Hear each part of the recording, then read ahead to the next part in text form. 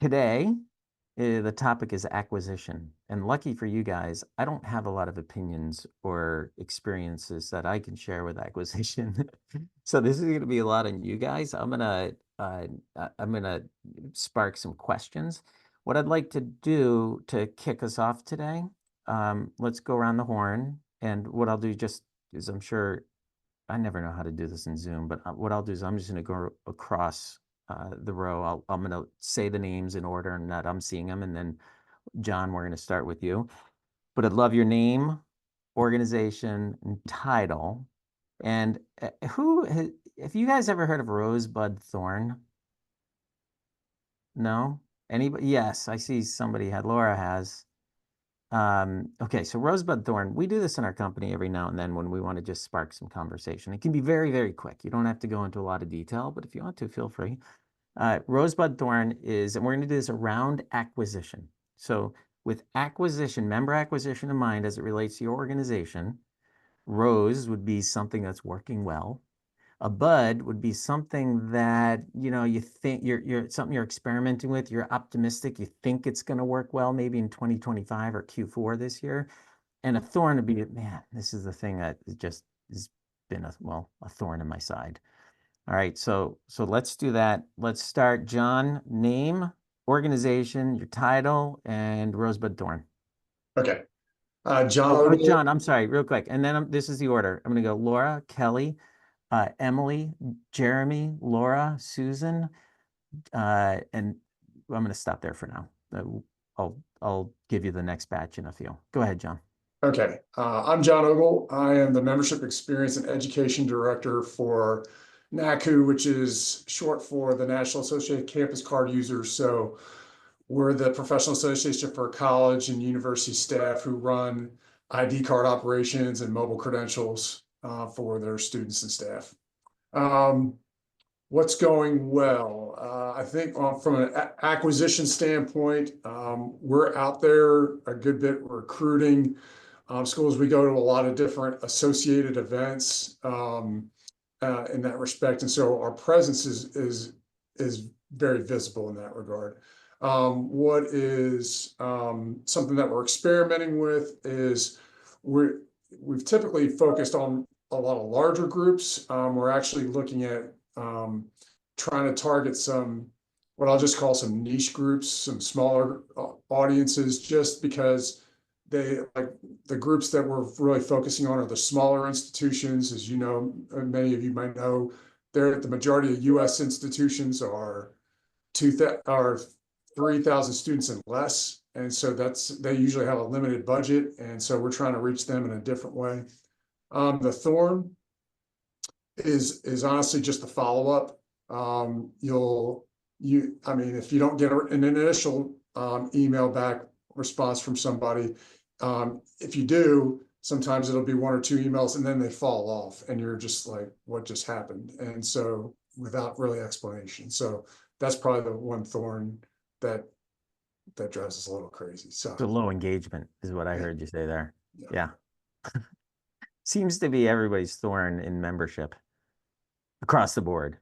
Yeah. All right. Thank you, John. Laura? Laura Burch or Nelson? Oh, I'm sorry. No, Laura Nelson. Hi, I am Laura Nelson. I'm the membership manager for SME, Society for Mining, Metallurgy, and Exploration. Our members are mining engineers and geologists. What's working well for us, I would say, is member win-back campaign. That's not technically recruitment, I guess, of new members, but it does work for us to do calls to lapsed members from the past 2 or 3 years, included memberships with a conference registration. We do automatically include a membership with most of our conference non-member registrations. The pitfall of that, which is a thorn in my side, is low engagement sometimes. And then what we're experimenting with is online advertising, website retargeting, LinkedIn ads, search marketing through Google AdWords. I think that creates awareness for us, and I think it's not a bad thing, but it's something we're constantly tweaking. That may just be the nature of the beast. Mm, And that's really interesting. I'd love to expand on that piece of it because I've heard quite a bit about retargeting, of course, with feathers. Are you using Feather for that? Or are no, you just doing it on your own? we're going through an outside vendor, local IQ. Okay. Yeah. By the way, this is I think this is really good to start the conversation. And with everybody here, this might take us, 25 minutes past the hour. This is far more than an icebreaker. I think this is a really, really good start to help us identify what we want to drill down into. I've got a whole bunch of questions for you guys, but if we don't get to any of them, that's fine. If this conversation is totally focused on your rosebud thorn comments around member acquisition, that's great. Kelly.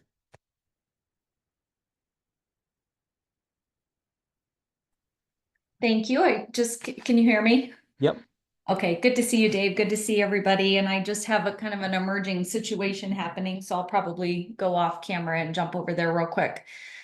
I'm in a little bit of an interesting role. I'm the Director of Outreach and Engagement, formerly the VP of Growth and Innovation for the National Wellness Institute. We have an interesting situation because we recently partnered with the Wellness Council of America, so the two longest standing wellness organizations in the world. And we've been acquired as affiliates of the International Foundation of Employee Benefit Plans. So we have 3 associations now, all utilizing prop fuel. Dave and I originally met on the NWI side.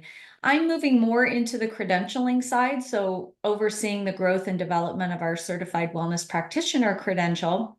But still kind of have my foot in the door with membership and membership engagement. So I would say our rose is that we finally have the support of a affiliate of a parent organization that's been in the membership association world for 7 decades. And so with that dedicated team and that dedicated staff, focusing on member experience, member engagement, I think we're going to see a lot of growth and excitement in that area. The thorn is that we're trying to merge 3 organizations, 3 cultures, 3 different technologies, all into one. And we're coming up on a year of undergoing this process. So we're excited to announce that we are now the Wellness Alliance. And so I think that shift is going to be a really nice change for our members because now they're going to have dual access to both organizations. The thorn, however, is figuring out how does that new membership model work?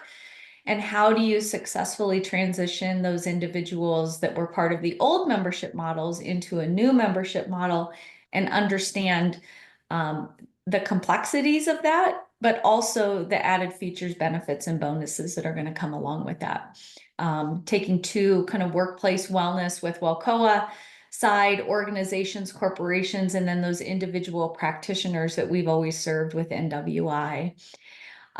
So that's what we're doing, and it's a lot of work, but we're making headway and progress, and it's great to be here and continue to learn with all of you. So the bud is the rebranding Yes. and potentially adding value, more value, greater value to More value, greater value, access to both organizations. So whereas before people were typically choosing, do I join WellCoa, join NWI, or join both? Now they can say, I'm going to be a member of the Wellness Alliance, and they have access to both. No, that's great. Yeah. All right, Emily.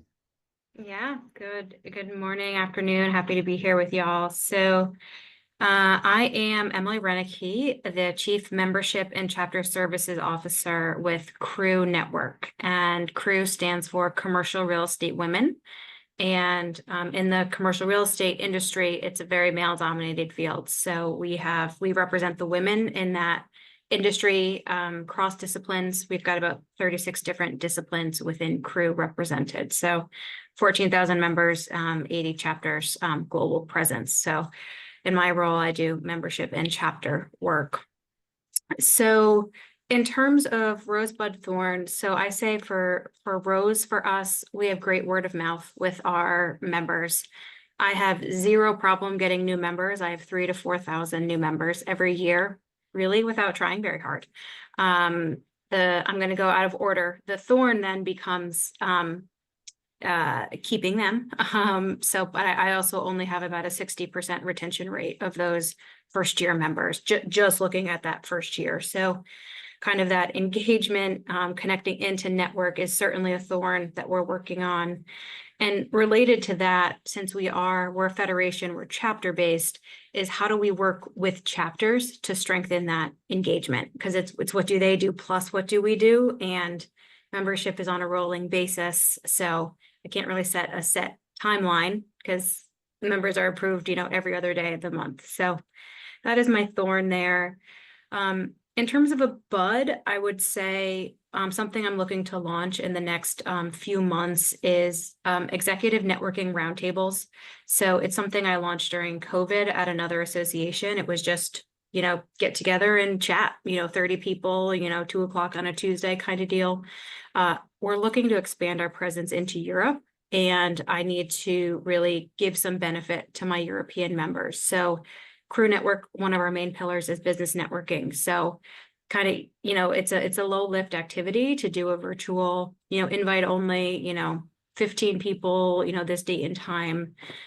So I'm going to be working towards offering that as an opportunity here in the next few months, specifically targeted at Europe, but then of course we can expand it elsewhere.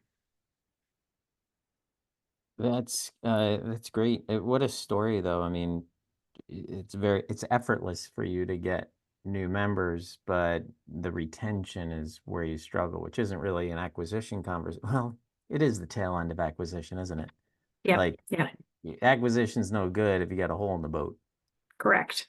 I'd be curious to come back to maybe a part of the discussion where that word of mouth comes from.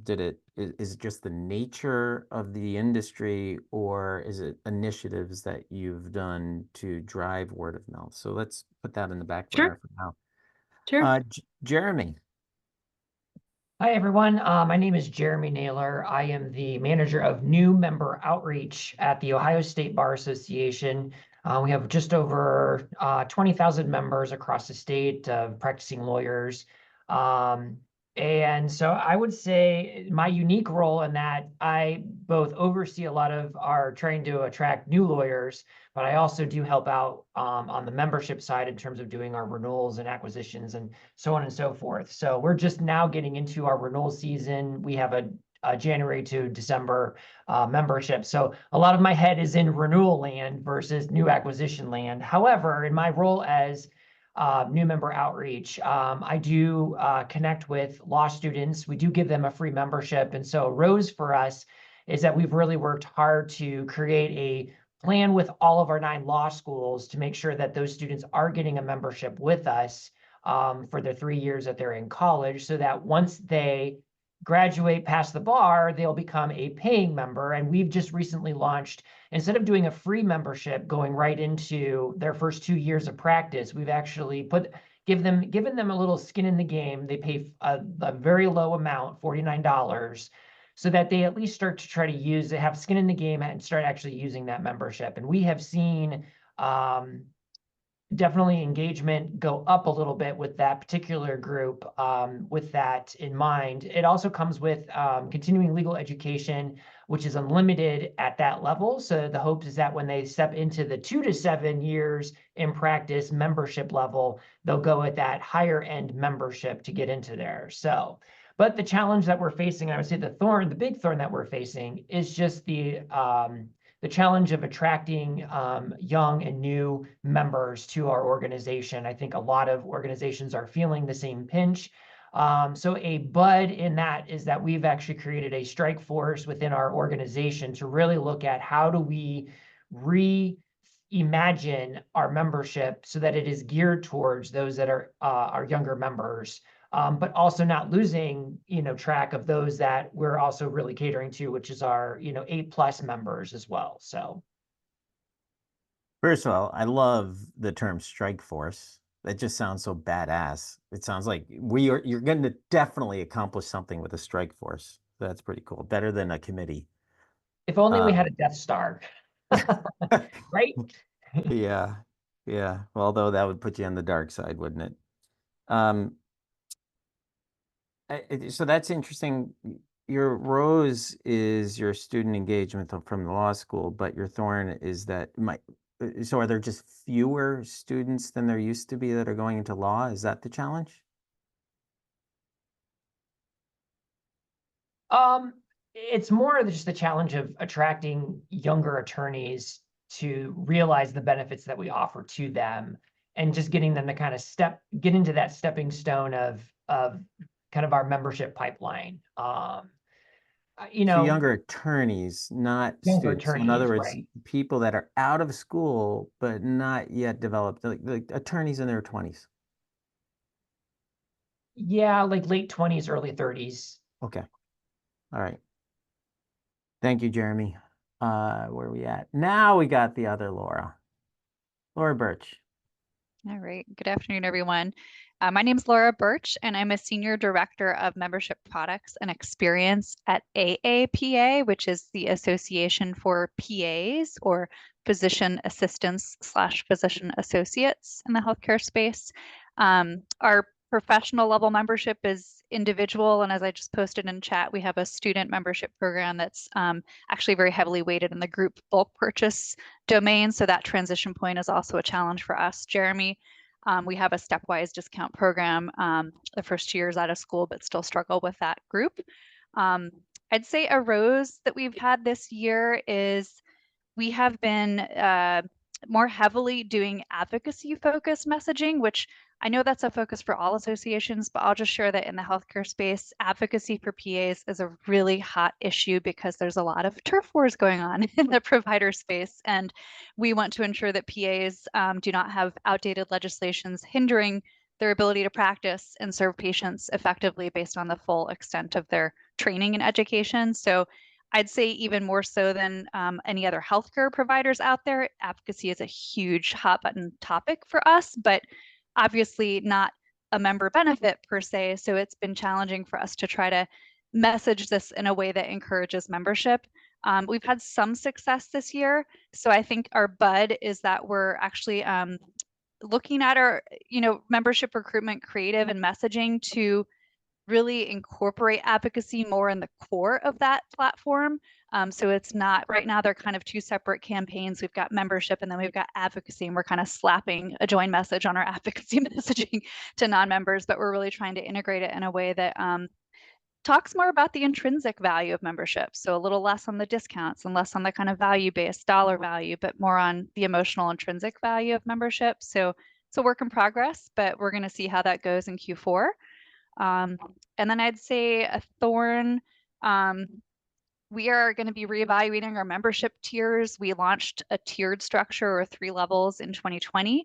And while it's been a success revenue-wise, we haven't gained the market share that we would have liked from it. So we're going to be reassessing that in the new year. So looking at my screen, anyone else that was going through a tiered structure overhaul, I'm happy to chat. Been through a big one once and about to go through another probably next year.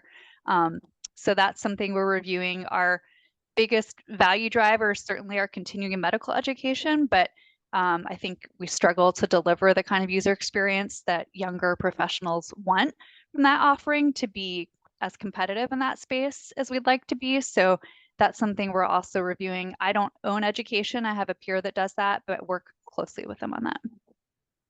Laura, I think it's super cool and I think fairly unusual for a professional association to be as focused on advocacy as you are. I usually see advocacy more aligned with trade, corporate membership association.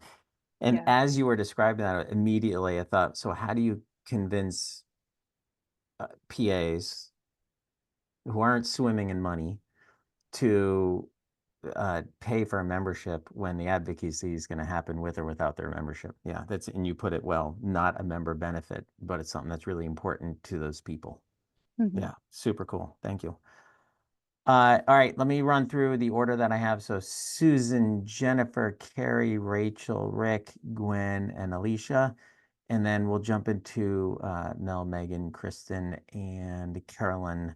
Poor Melissa DeGraw is working on a computer from 1993 where there's no mic or camera, and her IT department has her phone. So she's gonna listen in today. Sorry, Melissa. And the thing is, you can't defend yourself either. Well, yeah, you can through the chat, but feel free to jump in the chat, Melissa.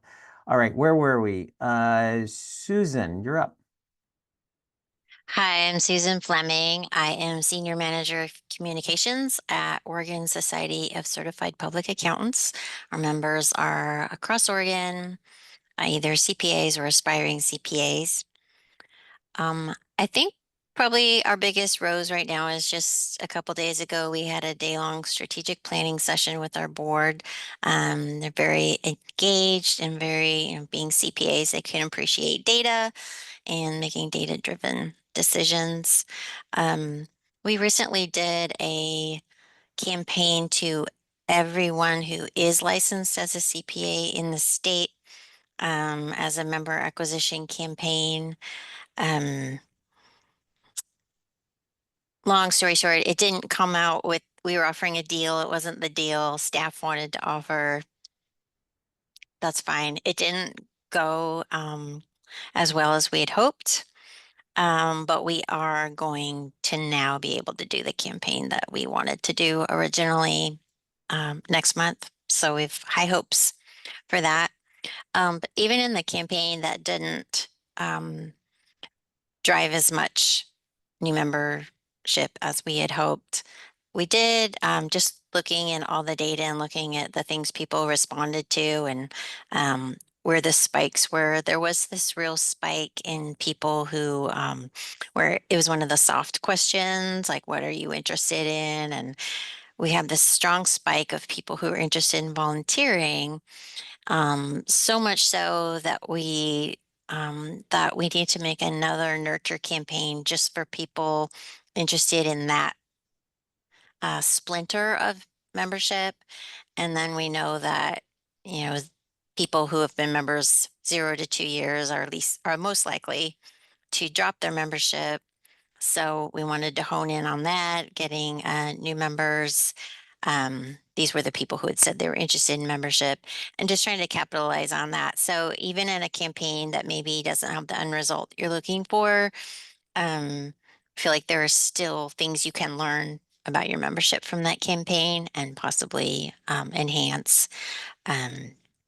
And I would say the biggest thorn, and we learned more about this at our strategic planning, is that our firms, there are these alliances out there, like private alliances that firms belong to on top of belonging to us. And a lot of these professional alliances offer a lot of the same things that we do. So just looking at how to coexist with those kinds of organizations, it is a threat, but also an opportunity. So that's where we are.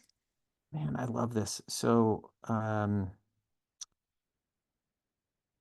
does anybody else here have trouble with their board getting a little too hands-on? Yeah, I see one person nodding. Yeah, show me, do that. Show me your hands if you think your board sometimes gets a little too hands-on. Yeah, not too many, a handful. Okay. I would think boards know when to like get out of the operations. So that's a little surprising to hear boards are telling you how to run an acquisition campaign, Susan. That's interesting. That's why I asked. I'm curious, like how common that is. All right, and just to be clear, I never said that. Oh yes. No, of course you didn't say that. Nope. Okay. But I'm glad you're going to get to run a different campaign in a We are. different way than you We're gonna keep initially going. did your campaign. Fair enough. Mm-hmm. All right, Jennifer Richards. Hi there. Jennifer Richards. I'm the Associate Vice President of Membership at the American Association of Airport Executives. We work with the people that manage and run airports all across the country. I would say my rose this year really is that AI, just generative AI has been a game changer for me. I'm not a strong writer, so it's really helpful to me to put a bunch of junk in and have something nice come out that I can edit and send quickly. I'm working currently on rewriting and expanding all of our membership campaigns, and including some nurturing campaigns as well. In the past, it was sort of, we weren't really sure if marketing should be doing it or if membership should be doing it. Marketing owns the software, but we're pulling it into our database and using the email functionality there because I think it's a little more reliable as far as dues renewals. But I'm a lot like Emily in that I don't have to do a lot of recruitment. We have such a strong value proposition, and our members are generally pretty happy with us. So I don't do a lot of recruitment. But that being said, our airport membership, we're individual members. It's grown by 139% in the last 10 years. So that's a great thing. In addition to all my membership stuff, I also manage our academic relations committee and 30 student chapters across the country. I also manage our young professionals committee, which is well over 500 members now. And if anyone knows young professionals, they're ready to get in there and, well, at least in my case, they're ready to get in there and make a difference and do something. So they keep me incredibly busy. I run our online community and I'm the number two person on our database. So keeping that clean and running and helping people with issues internally.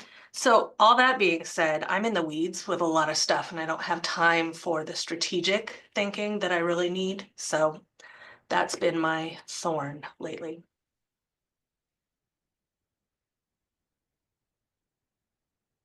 AAAE has a CEO named Todd Hopley, who I had the pleasure of interviewing in a podcast, actually 2 different podcasts. I was so enamored by Todd, Jennifer, that and I also have these emojis that pop up when I do that. But I was so enamored by Todd that I went into a more in-depth interview with him. It's just a phenomenal story. And he doesn't take any of the credit himself. He gives the credit to the previous CEO and the entire team. But he took this organization from 33 million, give or take, to 129 This year million will be over 130 million. in revenue in like a 13-year window, give or take. And but he did most of that in the first 5 years of being CEO. Just such a cool story. If you want to hear the hows and the whys, just send me an email and I'll send you a link to that. You know what? I'll find it and I'll put it in the chat at some point. But if I forget, send me an email and I'll send you a link to it. It was a really, really cool interview. So I'm a little bit of a fanboy of your CEO there, Jennifer. I'll let him know. He knows. He knows. I send him googly eyes every few days. Hey Todd, it's Dave. What are you doing today? So this guy also, he wakes up at like 3:30 a.m. to jump in his Peloton for 4 or 5 hours every single day. He's ridden around the world, I think, at least once already. A little weird, actually, if you ask me. I mean, that's bizarre behavior. All right, Carrie, all yours. Hi, friends. I'm Carrie McGovern. I'm the Senior Director of Membership for the Association of Corporate Counsels, also lawyers, but lawyers who are working in an in-house capacity. We're 46,000 members globally. And I think my rose this year is that I finally found a reliable list broker. And so I've bought some really excellent leads this year. And my acquisition manager has been kicking some ass and running some really good nurture campaigns. So we're actually seeing results from a purchase list, which is not something I could ever say in my career before. My thorn right now is that our fiscal year does not line up with the fiscal years of most corporate legal departments. So now I have fresh leads and I'm ready to sell them stuff, but they don't have budget for it for another 6 months, unfortunately. And explaining that upwards is a little bit difficult because, oh, you bought 100,000 names. So when do we get 100,000 new members? So I'm having a lot of those conversations internally. That's frustrating. I can feel that frustration already. Thank you, Carrie. Rick. to get the microphone on there. Hello, everybody. Dave, I'm a little different than most of the folks in the call in that I am a volunteer leader. I am president of a trade association in Philadelphia. I've been in the organization over 10 years, probably closer to 15. I'm also past president of another trade association. And I really wanted to join this call for 3 reasons. One is to learn from the professionals who are here, and I'm already learning a bit from the folks who've already spoken. Also to kind of advance our chapter. My goal is eventually to have national leadership within the Volunteer Trade Association, which is the International Association of Business Communicators, which is professional PR and internal comms folks from around the globe. IABC has an international presence more outside the US than within the US. Our biggest membership base is probably Canada, the UK, and Australia. Probably our biggest challenges is membership, gaining members. We both at the local level and the international level, membership has been basically flat. Even at our local level, I've taken our programs from 8 programs a month to 18 a month. We're doing virtual and streaming events. We're doing live events. So we're maintaining kind of a flat line on membership, despite all of our efforts. And as Carrie mentioned, we've also purchased a list, and we're going to try this for the first time and see how successful that's going to be. The other reason I'm looking to be a part of this as well is I'm looking to move from what I'm doing right now in my full-time job to a full-time job working in a trade association or nonprofit for lead their communications or lead their membership department. So the more I can learn from the group here, the more it'll help me both professionally and with the association. I love it. So there's your bud. Get a job with in the nonprofit sector. Yeah, and I've also worked for I did media relations for PMI. I've also advised numerous associations as a public relations consultant to them, and as I said, I've been on the board, so I've got a lot of the insight and perspective from the outside working with associations. Well, you've got 20 people here behind you, Rick. Why don't you put your contact information in the chat, including your LinkedIn profile. And if anybody has contacts for Rick in our space, somebody looking for a communications, is that what you said, a communications? Yeah, communications and membership, yeah. Okay. And Rick, really interesting to have a volunteer leader here. We work with some associations that are mostly volunteer-led. An association I belong to is highly volunteer-led entrepreneurs organization. And there's a lot of challenges with people like you and me, Rick, trying to, do a couple hours of work a week on what should be a full-time job. Yeah, I log about 20 hours a week just on association business. So when you ask if the board's too involved, that's me. I'm very involved in our association. But to kind of just point to everybody, when I worked with PMI, we did a big research project. This was about 3-4 years ago on just membership in general for trade associations. And they found that association membership globally was dropping. And I think, at least with IABC, one of the big challenges we face is that the employers aren't paying for membership. And it's a challenge to try to convince people that it's in their best interest to be involved in a professional trade association, even if their employer is not paying for it, that they will get great value out of it by paying for it themselves. Thank you. Gwen. Hi there, Gwen Bazi from the American Association of Neurological Surgeons, also known as AANS.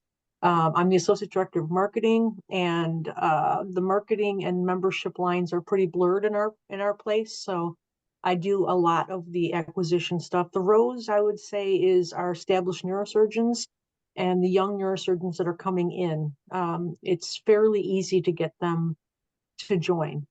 Some of the challenges, well, I'll go to the bud next. Our APP and NP, or I should say AP and NP, physician assistants and nurse practitioners are our growth target in this subspecialty because they are so valued on the team of physicians as being a great part of the team, where in some professions they might be slighted a little bit, but our association's opening up a lot of services for the advanced practitioners. And so we're getting them joining without even having to ask. So when we go out there and ask, we have really great results. And so that we're going to continue that through 25 and, see how that goes. We have our conference in April, so that is also going to be a big place where we'll recruit. My thorn, and it's probably my data, not my data, but the organizational data. There's many subspecialties in neurosurgery. And I would say for about a third of our neurosurgeon members, we don't know what those subspecialties are. We try to collect them at, the time when they're purchasing something or they're registering for an event or a conference, but we still, for some reason, have that many without that basic demographic information. And that's pretty key to our content marketing. If we're going to match content up with subspecialty interests, then we absolutely need that information. Yes. Profile data, member data.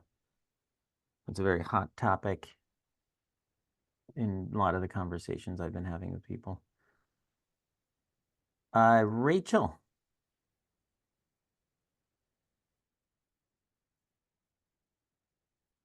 All right, can you hear me? I can. I'm sorry, I had some issues earlier when I was trying to switch over to my phone. So I am with the California Restaurant Association. I am part of a membership team. I am the manager of retention, though, so it's slightly different. While I'm not exactly, our forefront when it comes to acquisition, they're very closely related, and it's something that I still collaborate on. With us, I think what has been really great for us this year is we've really started to move more into like government affairs, public policy. It's been very trying on a lot of our members, just the current climate politically for, small business owners, restaurateurs, that entire subset. And we've done really great lobbying for their interests. So it's worked in our favor. And we know that events work really well. So for the people who aren't as interested in government affairs and public policy and what we can do, then we have the people that really just want to network, and we have great areas where we provide pretty awesome events, which kind of leads me to our thorn. As Emily said, we also work in chapters. So, we have a really great member base. We have about 22,000 members. Yeah, so big. And we have pretty high retention rates. They're anywhere from like 80 to 90. So, impressive. But what we're really struggling with is we don't have events in areas where there aren't chapters, and our chapters are very focused in specific areas. So there's a huge area that we're missing, and we're not going to be bringing on chapters. So we have to find a way to still make membership sound enticing for people that don't have that option of attending events, and we don't have a big presence there. I would say that our bud is we've been trying to mitigate that with planning for 2025, and we want to do like a yearly compliance type legislative event so that we can bring people together in that area. Although maybe it's not as fun, it is educational, and there are fun things that could come from that. So we're hoping that's something that we can bring to those areas that may be a little bit more helpful. Yeah, I'm not really sure where else we can go with that area, because that has been a big pain point for us, is just not having those chapters in some really heavily populated areas. Thanks, Rachel. So the big question for you is, how do we add value? What's the value proposition for new members if they're coming from a place where there's no chapter near them? Exactly. Yeah, cool. Alicia, are you with us? I'm gonna jump into the people whose cameras are off right now. There you are. Yeah, there we go. And so we got Alicia, Mel, Megan, Melissa is still offline. I think somebody else said they were offline too. Carolyn, if you're still there. All right, that's what we got. Go ahead, Alicia. All right. Hi, I'm Alicia Dedri. I'm Gala's Membership and Programs Manager. Gala is the Globalization and Localization Association. We are about a bit less than 400 company members. We're a trade organization. There are about 5,000 users attached to those 400 companies. We are international and we are small staff, so there's only 5 of us. With that, arose in the last year would be that we are making some progress on diversifying our revenue streams, which has been a huge issue we've had for a long time, and finding a sort of like successful program that allowed us to generate revenue outside of our membership dues and our annual conference has been a bit of a challenge. I've been with the organization for 8.5 years. So we've tried a few things over the years, but we finally seem to have landed on something that is helpful and is a great selling point for membership. A big thorn would be that after years, like the late 2010s, we had some great increases in membership. We actually held fairly stable throughout the lockdowns and the pandemic as people were coming to us, and new acquisition dropped, but our retention jumped as people wanted to stay connected to the community. But now the last 2 years, as we've come out of it, we're seeing declines in both retention back to lower levels than we had in the late 2010s, and a pretty big decline in fresh new joins and rejoins. We're hearing a lot of things, especially being international, about the economic indicators and factors around the world, with inflation being a big issue. We actually, we were hearing that before. So about 2 years ago, we launched tiered membership dues, where we actually dropped the dues rate for our lowest tier. It's based on revenue, so that we were hoping to engage more members with that. But we're still seeing a lot of issues and concerns there. So from a lot of our members who have dropped and told us, like shared why cost was one with their local economies more than the fees for Gala. And then AI is really shaking things up. Localization and translation, a lot of companies, that's one of the first areas where people are like, let's put a stop to the budgets. Let's put any research or professional development funds into researching whatever the new tech is. It was the same thing with machine translation, how to do big jumps, like when Neural MT launched. It was like, well, what if we don't need humans anymore? And they start slashing the budget. So a lot of our department budgets so we work with both providers, agencies that provide translation, and also the direct end client side, like electronic arts and companies that have a localization department in-house. And they're just budget freezes, mergers and acquisitions, left, right, and center. It's kind of a Wild West time right now, and it's causing some uncertainty and declines for us as everyone is focusing elsewhere. We're working to provide the value and let them know why staying part of the community is so important. We'll continue to see people coming year after year to our annual conference, even if they drop the membership. We do outreach to members to make sure that they're signing up their full staff, since we include unlimited number of users with the membership, to get that sort of value proposition out there around professional development. But the last 2 years have been a bit of a trial. Thank you, Alicia. So it clearly, my idea for a conversation starter has turned into the whole meeting. A very poor facilitation there. This would be a great conversation starter for an all-day meeting if you guys want to hang out until tonight. But we have a few more people. What I'd recommend you do is think through, is there anything you've heard here that you want to pursue? And then you can always reach out to the people either in the chat here directly, or everybody here is also in the LinkedIn group.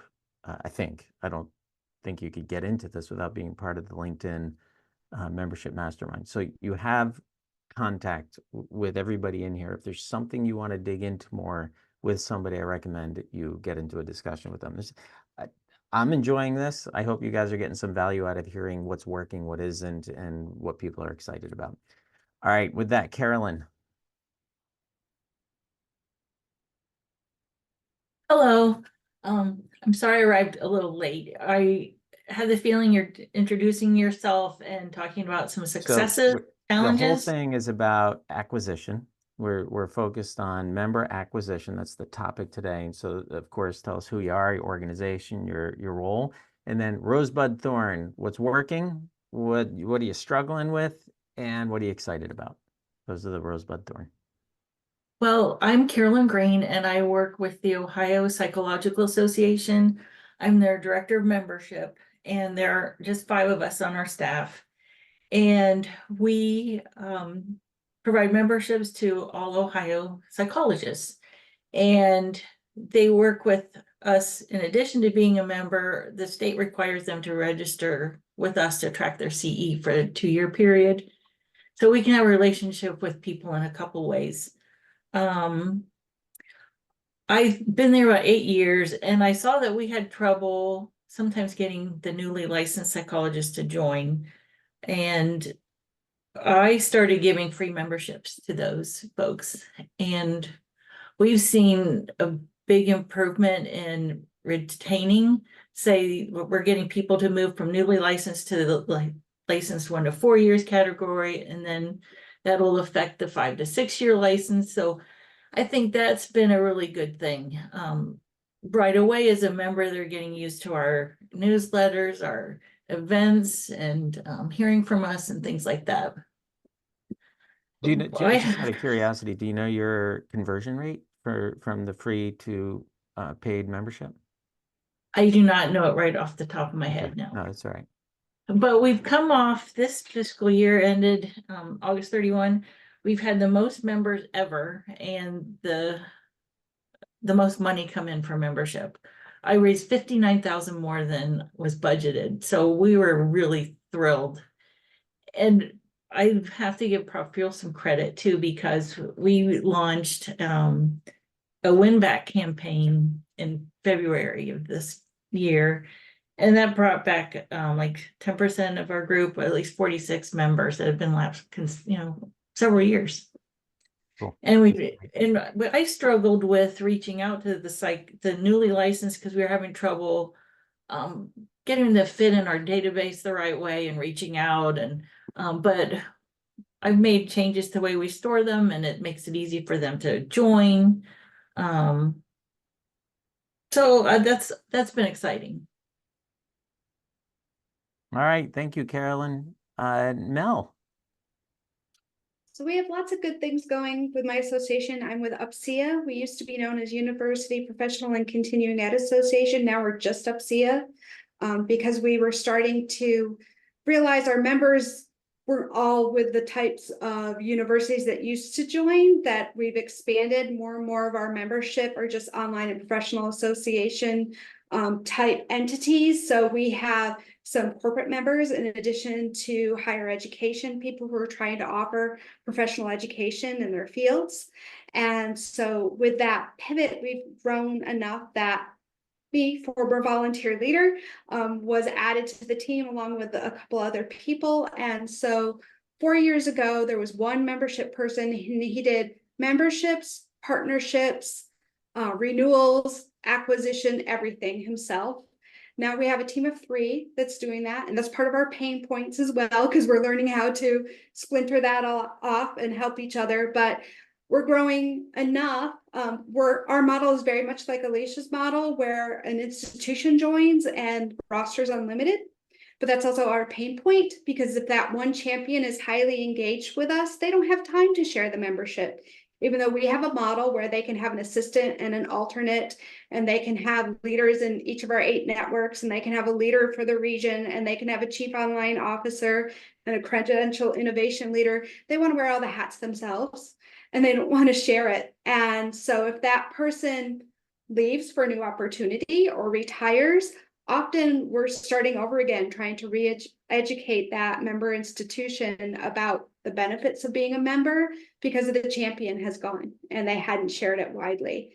So that's one of the challenges I have. But overall, we're doing pretty well with retention. We've averaged 91% retention year to year. We're 25% larger than we were 4 years ago, and continue, moving in that direction, 8 or 9% per year, adding up.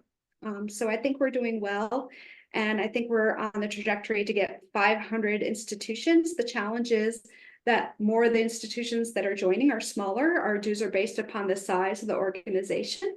And so if you get a 2-year school that joins, they might have $1,500 dues for an unlimited roster, as opposed to a research university might have $5,000 dues.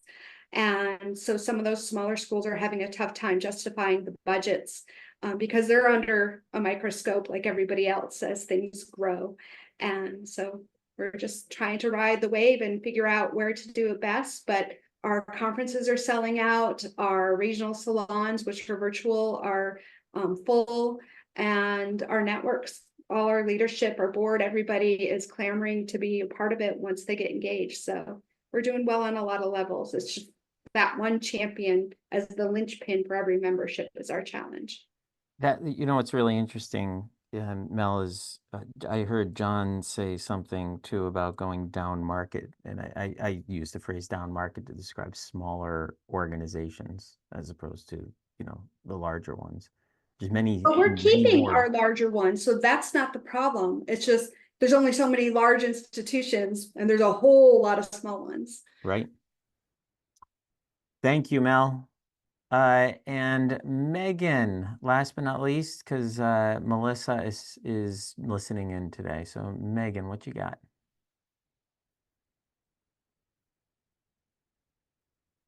Couldn't quite get Megan in the beginning either. I wonder if she can't, her mic's not working or something. All right, well, Megan, if you want to come in a minute, that works too. All right, we have just a couple of minutes, 5 minutes to discuss all these topics. Was there anything, I'd love to hear if anything really stood out. I've been writing notes and highlighting things as we go because I was kind of hoping we'd have time to get into some of the stuff.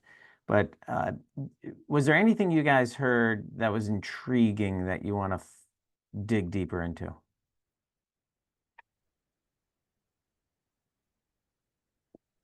And we don't have to do it now. So I'll start the conversation, and if it ends here, that's fine too.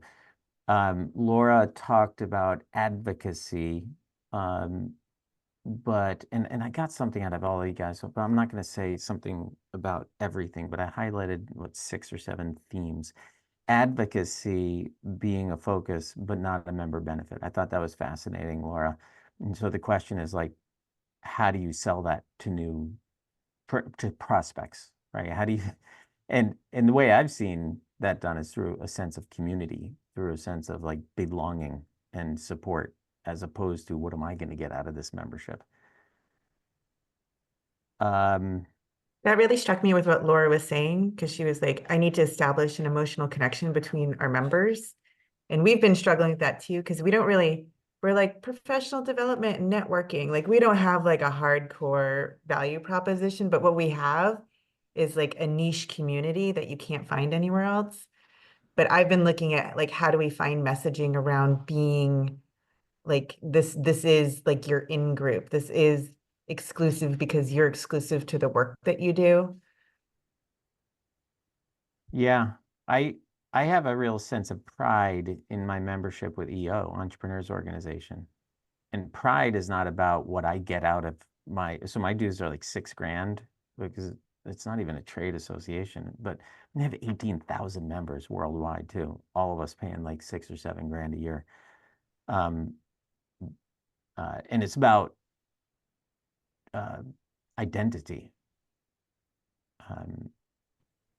Yeah, I I don't think it's an think there's- interesting, it's like the evolving conversation of the early career challenges too, because everything we see in generational data is like Gen Z is really into mission driven, like but at the same time, they're also probably our most scrupulous about needing real transactional value from their membership as well. And it's like this bizarre conflict of, we know they're supportive of mission driven organizations, but yet they really need to see competitive value from like our programs and services to keep paying us. And so we're getting them in, they're high users, they're over indexed, but yet they're not renewing because they're not of the belief that like I have an obligation to belong to my association. So yeah, we're really, it's a challenging, evolving conversation for us trying to figure out how to do that messaging that lets them know like, we're stronger in this together to support your work for patient care. And it's also a challenge because I think our advocacy team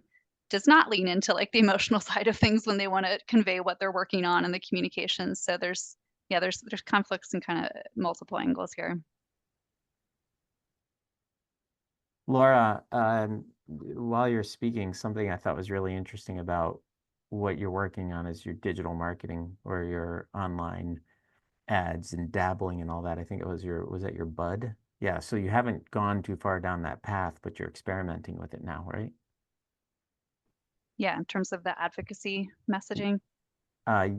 Yeah, so I didn't catch that was advocacy messaging as much as selling memberships online.